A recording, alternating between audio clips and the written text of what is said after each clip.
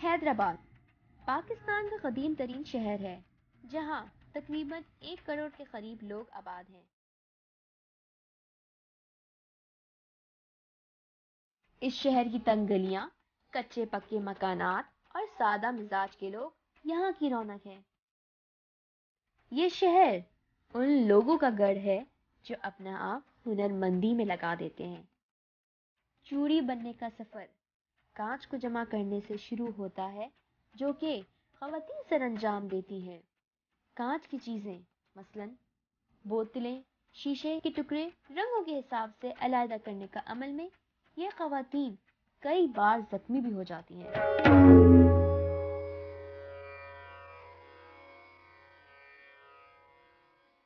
اس کا وجود جو ہے 1948 میں آیا۔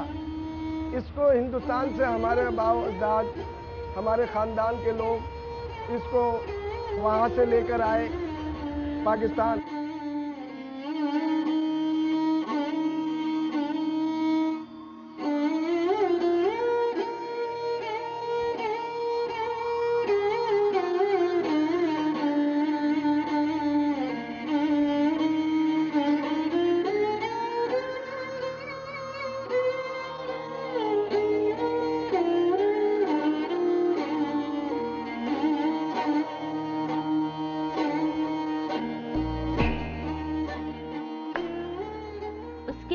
عمل چوڑیوں کی فیکٹری میں ہوتا ہے جو محنت کش مزدور بخوبی سر انجام دیتے ہیں۔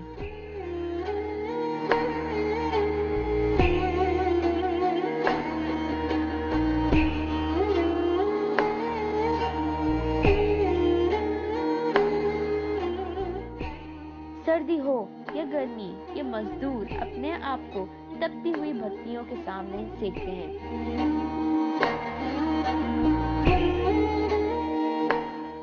لوہے کی گرم سلاخیں اور پگھلتا ہوا شیشہ جو تپش پھینکتا ہے وہ میں اور آپ برداشت نہیں کر سکتے۔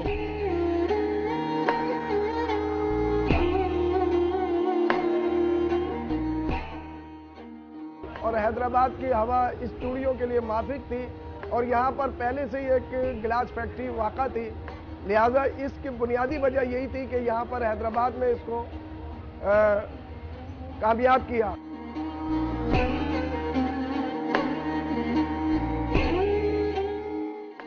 اور یہ کوئی 10 یا 20 لوگوں کا کام نہیں بلکہ 10 سے زائد لوگوں کا ہاتھ ایک چوڑی کو بنانے میں مصروف ہوتا ہے۔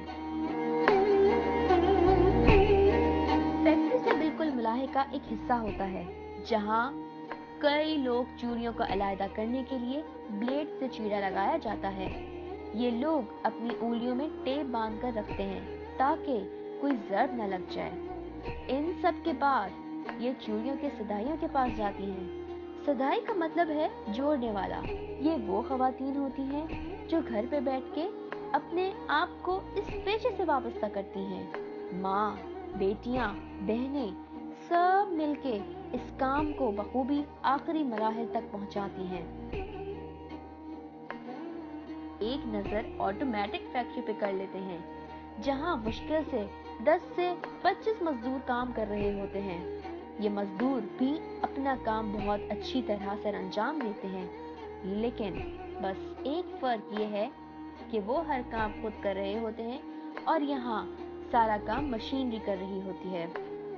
آٹومیٹک فیکٹری سے چوڑیاں رنگنے کا عمل سے گزارتی ہیں جہاں مزدور اس پہ رنگ کرتے ہیں اور چکلائی کے ذریعے مختلف ڈیزائن بناتے ہیں اور اس کو رنگوں کے حساب سے ڈبوں میں پیک کر کے مارکیٹ میں بھیج دیا جاتا ہے۔